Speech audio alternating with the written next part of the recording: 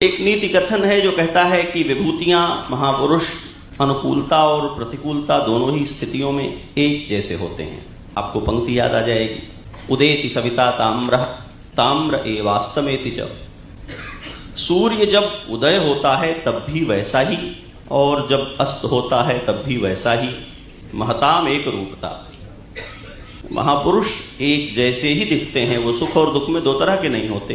तो फिर उदय की पहचान क्या है? यदि सूर्यास्त और सूर्योदय दोनों एक जैसी ही आभा प्रकट करें तो उदय हो रहा है ये क्यों पहचाने?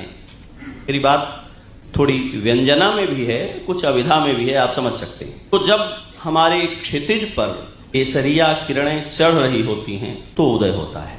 इसके अलावा तो कुछ नहीं कहना पड़ेगा। भगवा कह देने से कुछ लोग व्याकुल हो जाते हैं, तो मैंने केसरिया कहकर थोड़ा उसको हल्का कर लिया है। ये किसी को कैसे समझाया जाए कि भगवा रंग का ही क्षितिज पर चढ़ जाना भारत का उदय है?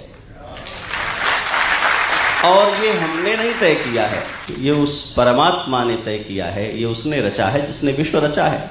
इसमें मैं कोई परिवर्तन तो नहीं कर रहा हूं, मैंने कहने में कोई बनावट तो नहीं की है।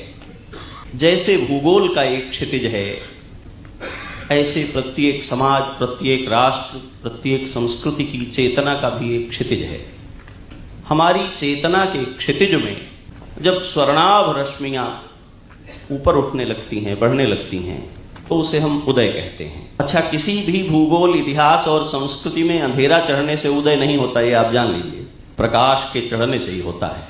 भारतीय इसलिए विश्व गुरु हैं कि उन्होंने इसको रेखांकित किया।